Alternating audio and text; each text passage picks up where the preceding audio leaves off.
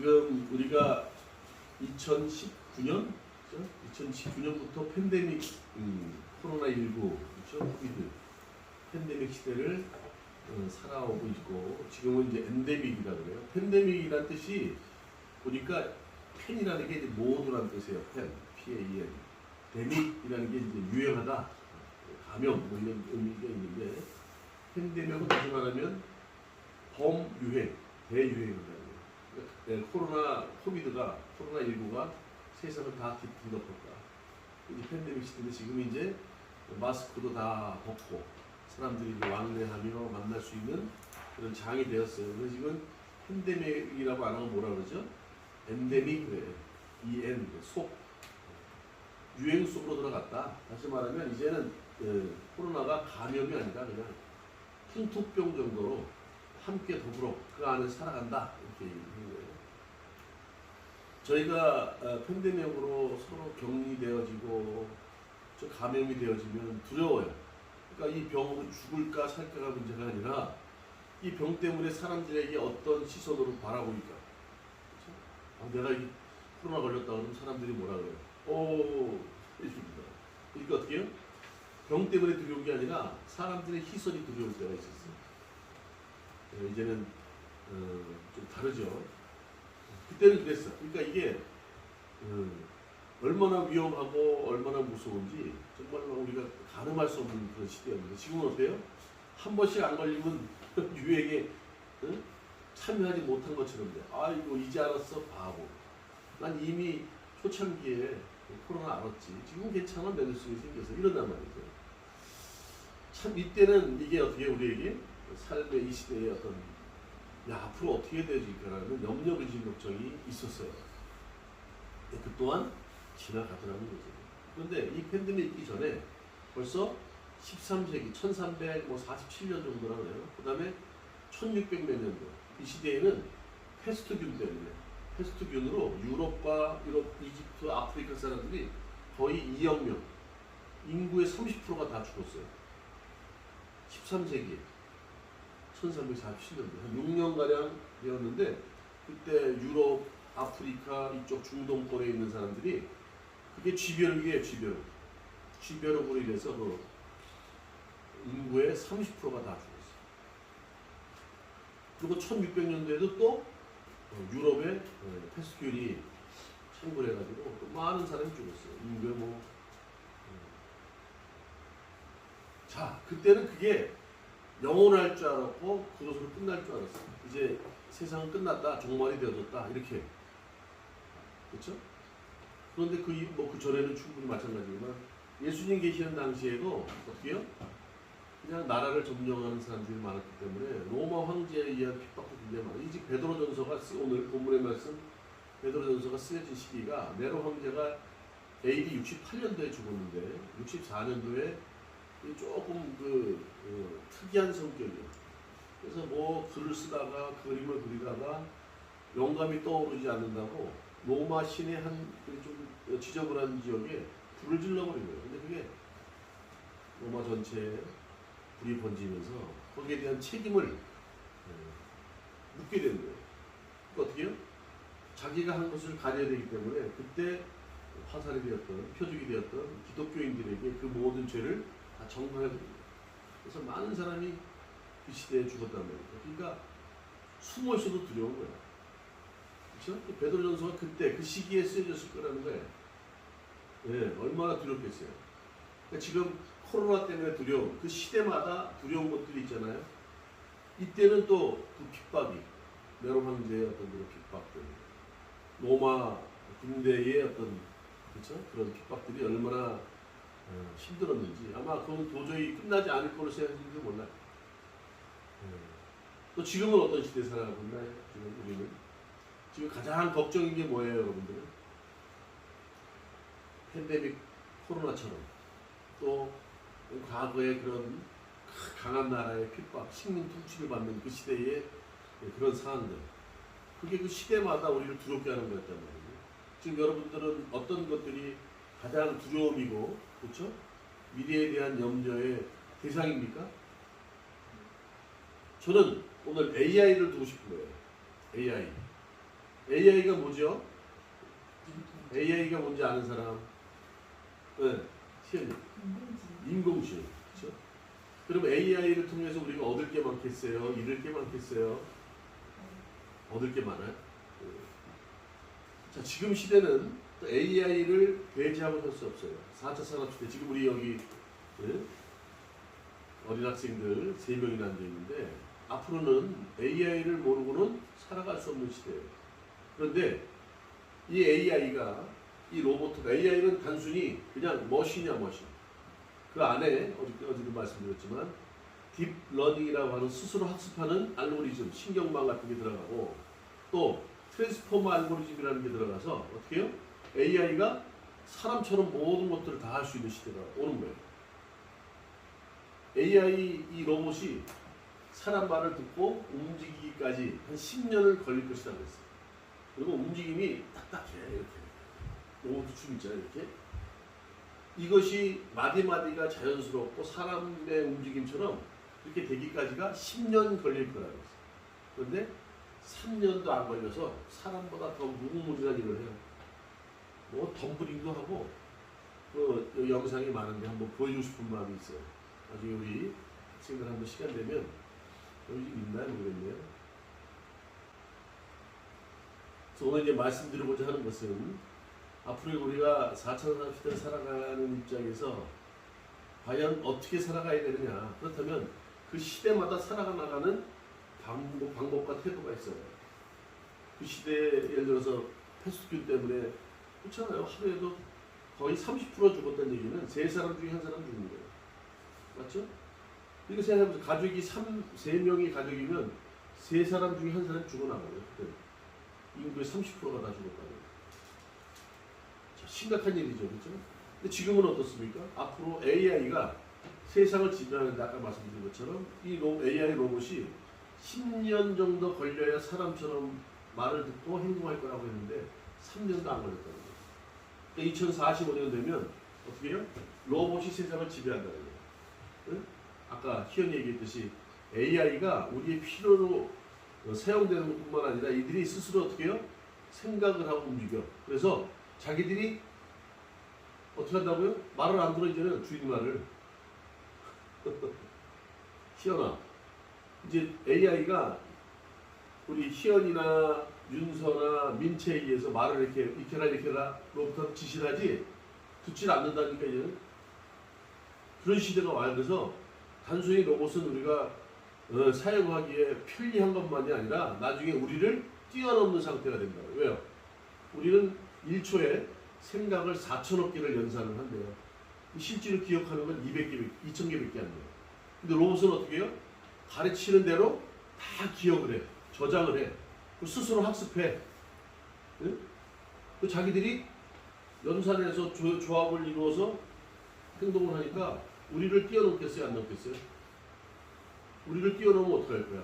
강아지가 이렇게 데려다니면서 우리 필요에 의해서 이렇게 따라와야 되는데 강아지가 날 끌고 가면 되겠어? 안 되겠어? 그런 시대가 온다니까. 그래서 AI를 이길 수 있는 방법이 뭘까? 고민하다가 어떻게 있겠어요? 사람들 몸에다가 칩을 박는다는데요. 그런 알고리즘을 박는다는 거야. 딥러닝이라든가 아까 트랜스포머 알고리즘 같은 걸 눌러버리면 동일하지 않겠느냐? 배로 사람이 영감이 있으면 더 낫지 않겠느냐? 그러면 어떻게 돼요? 사람도 로봇이 되는 거야. 우리가 사용하기에 앞으로 도움이 많이 될 거라는 것을 넘어서 우리를 넘어서는 AI를 생각해서 영적으로 어떻게 해요? 거듭나지 않으면 안 된다. 이 시대를 살아가는 태도가 오늘 그래서 제목으로 잡은 거예요. 이런 시대, 과거에 뭐 패스트균, 또 한 3, 4년 전에 코로나 대유행이었고 우리 그런 모든 것들이 우리 삶을 어떻게 해요? 제약해왔고 통제해왔지만 앞으로는 AI가 우리에게 편리함을 갖다 주는 것 같지만 그로 인해서 우리는 더 어려운 삶을 살 수 있기 때문에 거기에 대한 생각을 안 하는 거예요. 그래서 이 시대를 살아가는 태도가 중요해요. 자세가 중요하다는 거예요. 오늘 그 말씀을 함께 나누기로 원하는 거죠. 이 시대를 살아가는 태도가 중요해요. 첫 번째, 오늘 본문의 말씀은 우리 잘 알듯이 아까 말씀드렸듯이 이 배경이 로마 황제들, 네로 황제의 어떤 그런 핍박 때문에 굉장히 힘든 삶을 살고 있었어요. 그래서 오늘 12절에 이렇게 얘기하죠. 사랑하는 자들아, 너희를 연단하려고 오는 불시험을 이상한 일 당하는 것 같이 이상히 여기지 말아라. 코로나? 그게 원하지 않았죠. 그러나 우리 삶 가운데 왔어요. 우리 시대 가운데 들어와 있다고요. 그러나 우리는 견뎌냈고, 그렇죠? 그것 또한 지나가더라는 거죠. 그때 어떤 믿음으로 살아야 했습니까? 아니야. 깨끗이 정결하게 사람들하고 만나지 않고 정부에 얘기한 대로만 하면 돼. 이렇게 생각했습니까? 이 또한 주님의 은혜였습니다. 그 시대마다 살아가야 되는 자세가 중요해요. 그러나 많은 믿음의 사람들도 코로나 때문에 뭐 우려와 이렇게 그렇죠? 살지 못하고 삶을 달리한 사람들도 많아요. 그렇다면 그들의 삶은 뭐냐 말이에요.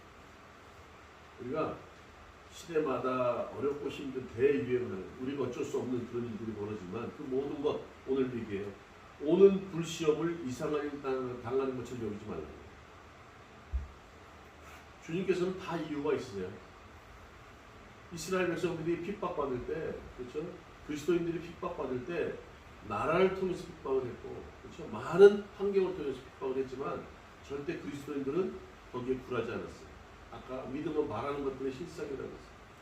보지 못하는 것들의 증거예요. 눈에 보이지 않지만 그분은 늘 우리와 함께 하셔서 우리의 피를 채우시고 삶의 문제 가운데 지쳐있을 때 손 내밀어서 이렇게 세워주시고 소망이 없을 때 소망을 주시고 할 수 있어. 나의 사랑하는 딸아, 너는 할 수 있다. 그렇게 위로하시며 함께 하셨다는 거예요. 오늘 그 얘기를 하는 거예요. 시대마다 우리가 알 수 없는 그렇죠? 그런 불시험 같은 게 있지만 이상한 일 당하는 것 같이 이상히 여기지 말고 오히려 너희가 그리스도의 고난에 참여한 것으로 즐거워하라. 예수 그리스도가 누구십니까? 그분의 인성은 하나님이세요. 하나님의 아들이세요. 그러나 그분이 하늘의 영광 보좌를 버리시고 땅에 오셨어요. 육을 입고 오셔서 십자가에 죽으셨다는 거예요. 그 죽으신 사건 때문에 우리는 죄사함 받았고 자녀가 되었고, 그렇죠? 영원한 삶을 살 수 있는 주님의 자녀가 되었다는 거예요. 그래서 오늘 그 얘기하는 거예요. 그러나 그분이 오셔서 어떻게 해요? 영광을 누리셨어요? 아니요. 우리 때문에 죄 없는 분이, 죄를 짓지도 않으시는 분이, 죄를 알지도 못하시는 분이 십자가에 죽으셨단 말이에요. 십자가에 달려 죽기 전에 어떻게 했어요? 조롱을 받았어요. 네가 하나님의 아들이면 네가 뛰어내려봐. 목에 못에 박혀서 십자가에 달려 계신데, 야, 너 하나님의 아들이라며 내려와봐. 가시면류관은 씌워요. 가시면류관에 가시가 7cm 이상이나 돼. 그걸 종려나무로 치면서, 그럼 어떻게 되겠어? 가시가 어디를 박힐까? 7cm인데 여기 씌우면, 가시면류관이 7cm인데 여기 씌우고 종려나무 큰 넓적한 그 잎사귀로 때리면 이게 어느 들어가요? 가시가. 박힐 거 아니야? 아플까 안 아플까? 그런 조롱과 멸시를 받으시고, 그렇죠? 십자가에 죽으셨어요. 그분이 고난 받은 것처럼 그 고난에 우리도 참여해야 된다는 거예요. 주님의 은혜로 우리가 거듭났고 자녀된 권세를 누리고, 그렇죠? 모든 거 주님 때문에 얻는 건 좋아하면서 주님이 고통받은 거 똑같이 주님을 믿기 때문에 고통받으라 그러면 어떻게 해요? 나는 못해요. 그냥 좋은 것만 주세요. 그렇지 않을까요? 엄마 아빠 나 뭐 좀 사주세요. 정말 엄마 아빠가 힘들고 어려울 때는 그 어려움을 우리 자녀들은 몰라. 그리고 해달라고 손만 내밀어. 그러니까 어떻게 해요? 엄마 아빠는 불경기가 있어도 자녀들에겐 불경기가 없어. 불경기가 뭔지 모르죠? 여유가 없을 때가 부모들이 많은데 그때마다 손 내밀면 안타까워 보이는 거예요.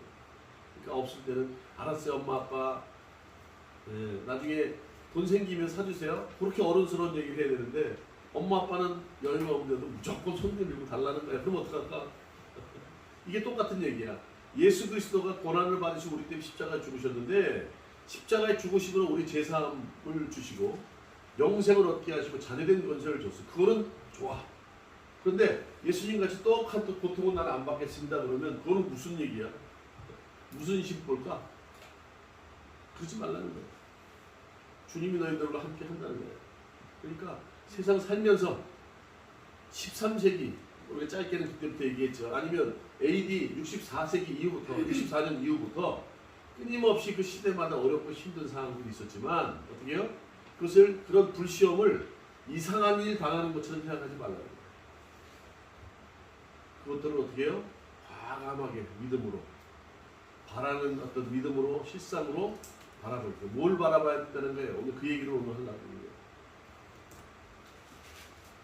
너희가 그리스도의 이름으로 시험을 당하면 복 있는 자로다. 영광의 영, 곧 하나님의 영이 너희 위에 계시다. 그렇대. 항상 우리는 어떻게 해요? 세상 것을 바라보는 것이 아니라 어떻게 해요? 위에 있는 것, 좋은 것, 하나님께서 주시는 것을 바라보고 살아야 된다. 그 동영상을 제가 드라마 중에 나쁜 엄마라는 게 있어요. 나쁜 엄마. 그 동영상을 어떤 분이 보내주셔 봤더니 그 자녀가 부모의 엄마의 노력으로 검사까지 됐는데 사고가 나서 이제 좀 모든 지체가 좀 이제 불안하게 돼서 휠체어를 탈 수밖에 없는 상황이 됐어요. 아들에게 희망을 줍니다. 저는 이제 그렇게 해석했어요. 너 돼지 알지? 돼지 알죠. 돼지가 원래 더러운 동물이 아니라 깨끗한 동물이란다. 그런데 그 환경을 잘 적응해. 돼지. 그거 제가 약간 조금 섞었어요. 거기 나오는데 원래 돼지가 그렇대요. 그런데 울타리가 좁은 데서 이렇게 살을 찌워야 되니까 매일 치워줄 수 없으니까 더러운데 익숙해진 것이지 원래 돼지는 깨끗한 동물이에요. 근데 돼지는 항상 어떻게 해요? 바닥에 떨어진 음식만 먹어야 되기 때문에 어떻게 해요? 목이 어떻게 돼지는 굵어요? 가늘어요? 희연아? 민채. 돼지는 목이 굵어요? 가늘어요? 굵지? 목사님처럼 굵지? 이 굵어서 이 돼지는 말이지 음식을 먹을 때 위를 이게 못 들어 이렇게. 그 밑에만 이렇게 밑에만 입어 먹는 거야 이렇게. 네? 이게 돼지가 위를 바라볼 수 있는 유일한 방법은 뭘까? 응? 이렇게 누워 있을 때, 예, 확 뒤집어져가지고 누워 있을 때 본다는 거예요. 자, 돼지가 눕는다는 게 뭐예요? 물론 눕는다는 게 있을 수 없는 일이야. 우리 삶 가운데 그런 있을 수 없는 일이 일어날 수 있어요. 그때서야 비로소 사람은 어떻게 해요? 위를 바라본다는 거예요. 그 동영상하고 약간 다른 거예요. 저는 신학적으로 목사님 바라볼 때 그렇게 표현을 했어요. 사람이 어떤 어려움이 생겨. 그렇죠? 돼지가 절대 잘 넘어지지 않아. 근데 홀랑 뒤집혀져야 비로소 자기의 약점을 커버할 수 있는 방법. 하늘을 볼 수 없는데 홀랑 뒤집어져야 하늘을 본다는 거예요. 우리 삶 가운데 그런 어려운 문제. 누가 볼 때는 야 돼지가 넘어졌대. 어휴 어떡하냐 할지 모르지만 그 어려움이 돼지는 하늘을 볼 수 있는 기회를 갖게 되는 거예요. 맞아요? 틀려요? 우리 민채가 막 끈적끈적 하는데 저렇게 설교를 이해를 잘하는 사람들 처음 봐. 진짜로. 목사님 얼마나 힘이 나는지 몰라요. 예. 그거예요. 우리 삶 가운데 어려운 문제가 있는데 그 어려움이 그렇죠? 위험이고 위기가 아니라 기회가 될 수 있다는 거예요. 오늘 그 얘기를 하는 거예요. 너희들 절대 두려워하지 마. 하나님께서 너희들과 함께한다. 그래서 오늘 5장 말씀드렸죠. 5장 5, 6, 7절에 우리에게 그러면 이 시대를 살아가야 되는 태도에 대한 세 가지를 말씀합니다. 그 말씀을 함께 나누기를 원해요. 자, 우리가 이상을 떠올랐네요. 넘어갔나요? 첫 번째 이게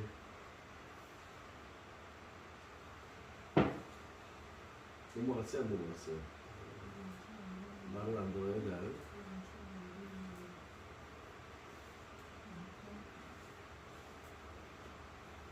그렇죠? 예, 첫 번째는 순종하라는 거예요. 자, 5절에 이렇게 얘기합니다.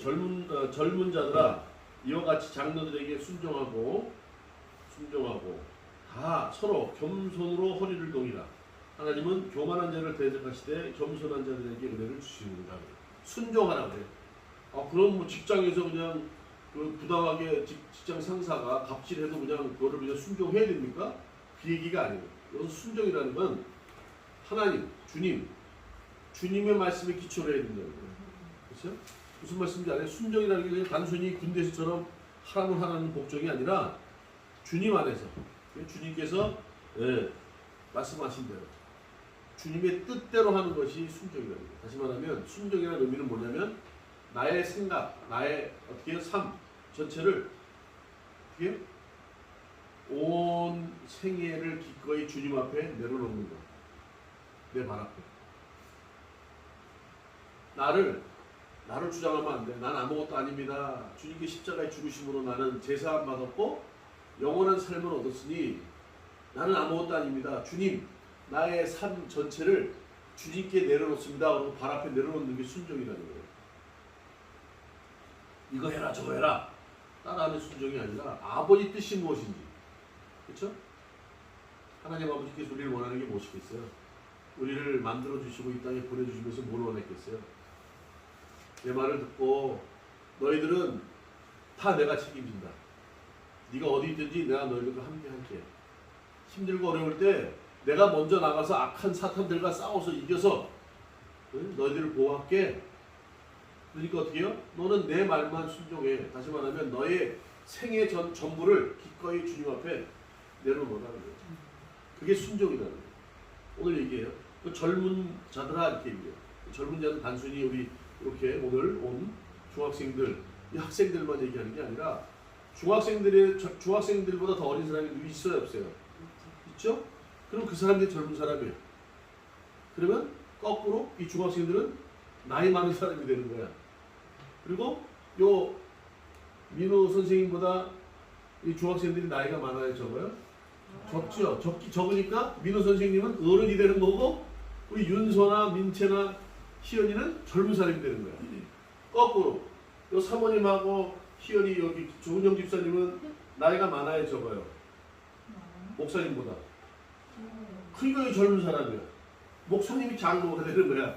이게 다시 말하면 모든 사람을 지칭해서 얘기하는 거예요. 젊은 사람. 그렇죠? 젊은 사람들 장로들에게 말씀을 순종하는 거예요. 어른 말씀을 들으라는 얘기예요? 듣지 말라는 얘기예요? 들어야 돼. 특히 주님의 말씀에 순종해야 됩니다. 네? 두 번째, 겸손하래요. 6절 봅시다. 그러므로 하나님의 능하신 손 아래에서 겸손하라. 때가 되면 너희를 높이신대요. 내가 인체, 내가 누구한테 뽐내려고 그러지 않아도 주님 앞에 주님 저는 겸손한 자이오니 들어 세워주세요 그러면 주님이 알아서 세워준대요. 그럼 여기서 겸손이 뭘까? 겸손이라는 말은 정확하게 어떤 학자가 그렇게 얘기했어요. 내 삶에 일어나는 모든 일을 이상하게 생각하지 않아. 알아들었어요? 내 삶에 일어나는 모든 일, 그렇죠? 이상하게 여기지 않아. 그리고 그냥 받아들이는 거예요. 그게 겸손이에요. 이게 무슨 말인가? 나에게 왜 이런 일이 생깁니까? 그런다고 사람들이. 제가 뭘 잘못해서 이런 일이 생겨요. 이렇게 반응할 수 있는데 겸손이라는 말은 뭐예요? 내 생에 나의 삶 가운데 어떤 문제가 생겨도 어떤 일이 생겨도 이상하게 여기지 않는 거예요. 당연한 건 아니지만 이상하게 여기지 않아. 그럴 수 있지. 무슨 얘기야? 뭐 그럴 수 있지. 나를 제사함을 허락하시고 영생을 허락하시고 하나님 자녀 되기를 만드셨으니 그분에게 뜻이 있겠지라고 믿는 거예요. 그게 겸손이라는 거예요. 아, 왜 나에게 이런 일이 있어요? 화를 쏘는데 왜 자꾸 딴 데 나가요? 정확하게 기도했는데 정확하게 맞춰서 1등하게 하시면 좋잖아요. 희연이 그런 생각 했어? 안 했어? 안 했어요. 왜? 희연이는 겸손하기 때문에. 주님, 제 실력대로 나가는 길 있습니다. 주님께서 알아서 하시겠죠. 때가 되면 저를 높이시겠어요. 이런 믿음이 있었던 거예요. 맞죠? 그렇대요. 네. 희연이는 영적으로 달라. 목사님 옛날부터 알았어. 보통이 아니야. 응? 중국집 가면 짜장면을 곱빼기로 먹어. 보통이 아니야. 겸손이 그거야. 나에게 이런 일이 있습니까? 투덜대는 게 아니라 주님 이유가 있겠죠. 이걸 통해서 저로 하여금 훈련을 더하게 하신다거나 이걸 통해서 다른 사람을 한번 돌아보고 또 너의 잘못은 없는가 돌아봐라. 이렇게 생각한다는 거예요. 그래서 오늘 점선 그 말이에요. 이 시대를 통해서 일어나는 일을 가지고 내가 앞으로 어떻게 살아가야 될까? AI랑 똑같아지면 내가 몸에 칩을 박아야 될까가 아니라 그래, AI는 내가 어떤 정보를 주느냐에 따라서 아웃풋이 나오는 거예요. 맞아요? 틀려요? 내가 입력을 하잖아. 얘들아 뭐 어떻게 하냐. 거기에 따라서 걔들은 아웃풋을 하기 때문에 어떤 정보를 주느냐에 따라서 아웃풋이 나오기 때문에 어떻게 해요? 내가 영적으로 좋은 말만 해야 돼. AI를 말이죠. 그냥 내비뒀더니 지가 학습을 해가지고 욕부터 배우더라는 욕부터. 욕을 하는데 감당이 안 되더래. 그래서 그 만들다가 폐기해버렸거든. 돈 다 있어요. 사람하고 똑같아. 애들 밖에 내놓으면 기본적으로 우리 가지고 있는 이 호 때문에 욕을 먼저 배운다니까. 본성이 나와, 본성이. 예. 겸손하라는 거야. 나에게 일어나는 일에 대해서 이상하게 생각하지 않는다는 거야. 저는 뭐라 그래요? 5절. 그렇죠? 6절이죠? 너희 손 아래 겸손하라. 때가 되면 너희를 높이시다. 이렇게 얘기해요. 이 시대를 살아가는데 우리가 어떻게 해요? 어떤 일이 발생하더라도 주님께서 이유가 있으셔서 우리에게 이런 걸 허락하셨겠지라는 생각으로 어떻게 해요? 한번 돌아보고 그렇죠? 반성하고 다시 나아갈 바를 고민해보고 그럼 어떻게 해요? 주님을 믿음 안에서 믿음 안에서 가능하다는 거예요. 세 번째는 뭡니까? 겸손한 다음에 안 넘어가네.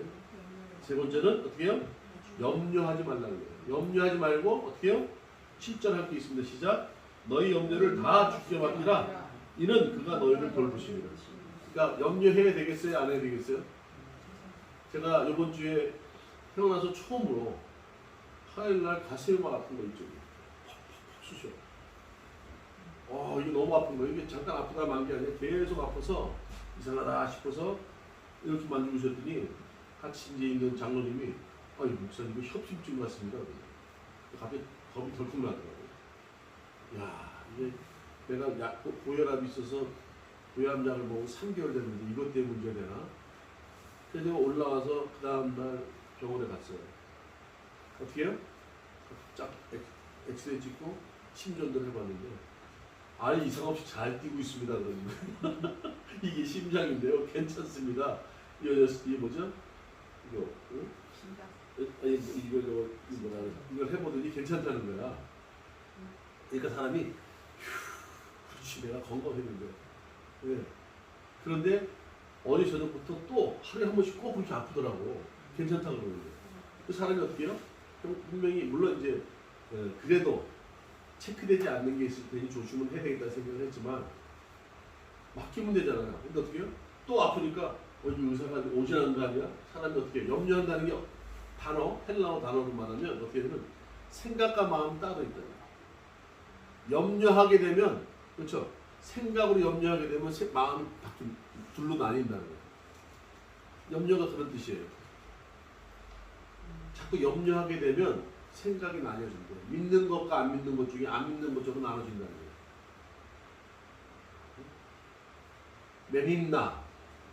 메닌나오라고 헬라어로 그래요. 그러니까 어떻게 해요? 염려하지 말라는 거예요. 그리고 어떻게 해요? 주님께 맡기라는 거예요. 이 맡긴다는 표현을 과격하게 하면 주님께 어떻게 해요? 휙 던져버리라는 거예요. 근데 우리는 맡겨놓고는 어떻게 해요? 내가 맡겼으니까 잘 가지고 있겠지 하면서 수시로 자꾸 생각해 안 해요. 근데 딱 던져버리면 끝이잖아. 근데 우리는 믿는다고 하면서도 병원에 나오면서 이상 없습니다 그러니까 기뻐. 그런데 한쪽으로는 어떻게 해요? 찝찝하게 뭔가 하나를 딱 잡고 나오는 거야. 그리고 요거 잡고 나온 상태에서 저 젊은 친구가 오진한 거 아니야? 별 생각이 다 드는 거야. 예.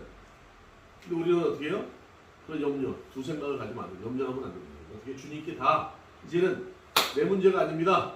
주님께 맡깁니다. 그러고 탁 던져버려요. 끈을 딱 끊어버려요. 이 시대를 살아가는데 그래야 돼요. 우리가 할 수 있는 게 아무것도 없어요. 코로나19 우리가 무슨 노력을 해서 그게 없어졌습니까? 정부에서는 마스크 쓰고 아니요 그렇지 않아요. 주님 때가 되면 이 또한 다 지나가는 거예요. 이 시대에 과거에 코로나 흑사병처럼 그렇죠? 제2차 세계대전처럼 세상이 막 끝날 것 같고 핵이 서로 막 왔다 갔다 하면서 뭐 세상 끝날 것 같이 얘기하지만 주님이 다 결정을 했어요. 지금 AI 조용히 우리의 삶 가운데 그죠?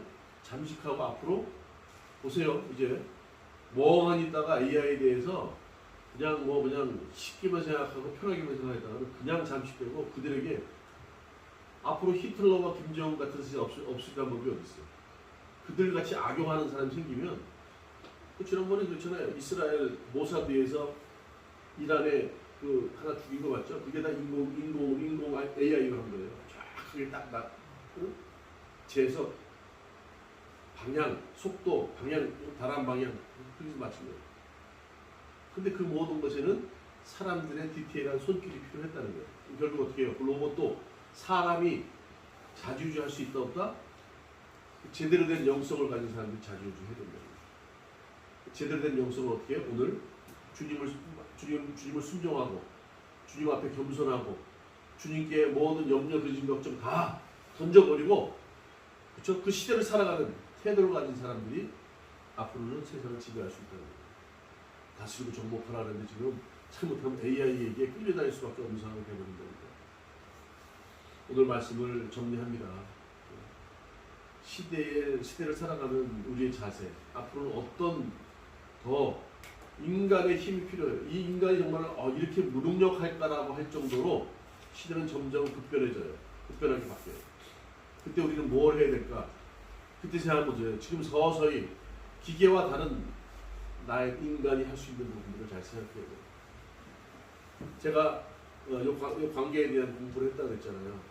나중에 우리 시간 될 때 토요일마다 시간 되면 1시간씩 2시간씩 같이 공부하면 좋을 거예요. 금방 끝나요. 근데 이런 정도로 무장하지 않으면 앞으로 AI 시대, 4차 산업 시대에 그들을 우리가 이길 수가 없어요. 서서히 준비해야 된다는 거예요. 그래서 말씀하신 것처럼 주님 앞에 나의 모든 걸 다 내려놓는 거예요. 나의 인생에, 세계에 모든 걸 기꺼이 내려놓을 수 있는 그분 앞에 순종할 수 있는 예수님께서도 십자가에 돌아가시기 전에 어떻게 했어요? 못 박히시 전에 겟세마네 동산에서 아버지께 말씀드렸어요. 이 잔을 옮겨주시면 좋겠지만 내 뜻대로 마옵시고 아버지 뜻대로 해달라고. 주님 앞에 하나님 앞에 다 모든 것 세계의 모든 것을 기꺼이 내려놨어요. 겸손하라는 건 뭡니까? 네. 예수님께서 마지막 제 수요일날 그렇죠? 제자들을 앉혀놓고 발을 씻겼어요. 발을 씻겼더니 베드로가 막 더없이 일어나서 아니 저희가 해야 되는데 아니다. 내가 너희의 발을 씻기는 것을 거부한다면 너랑 나랑 아무 관계없고 상관이 없다고 했어요. 그러면 목욕까지 해달라고. 목욕은 뭐예요? 우리의 원죄를 얘기하시는 거예요. 십자가에 돌아가심으로 원죄를 다 사해 주신 이후에는 이제는 너희들이 이렇게 발을 씻기듯이 겸손한 자세로 그렇죠? 많은 사람들에게 그런 삶을 살아내야 된다. 어떻게 해요? 발 씻는 것은 뭐예요? 자범죄에 대한 얘기예요. 매일매일 죄질 수 있어. 원죄는 내가 죽음으로 한 번에 해결되지만 매일매일 짓는 자범죄에 대해서는 발 씻기듯 그렇죠? 발 씻듯 너희들이 씻겨주고 씻는 그런 삶을 살아야 된다. 이 얘기를 하시는 거예요. 겸손하라. 나에게 어떤 문제가 생기든 어떤 일이 생겨도 당하지 않아요. 그 세 번째, 우리에게 염려근심 걱정이 없을 수 없죠. 시대를 살아가면서 물질의 문제, 건강의 문제, 자녀의 문제, 사람 간의 관계 문제. 그러나 절대 걱정하지 마시라는 거예요. 그 모든 염려는 어떻게 해요? 다 주님께 딱 던져버려요. 이제 내 문제가 아니에요. 주님께 기도하는 순간에 어떻게 해요? 그 문제는 내 문제가 아니라 누구 문제라? 윤서? 누구 문제다? 예수님? 누구 문제다? 윤서 문제야? 와, 이거는 독고 차원이에요. 이거는 본인의 문제라는 거야. 내 죄 문제라는 거야. 이야. 그러나 윤서, 네 죄는 예수님 십자가에 죽으심으로 다 사해 주셨어. 이제는 어떻게 해요? 우리에게 문제가 있고 어려움이 있으면 누구한테 맡기라? 예수님께 맡기라. 아멘? 그런 믿음으로 살아가는 이 시대를 살아가는 저와 여러분 되시길 주님의 이름으로 축원합니다. 자,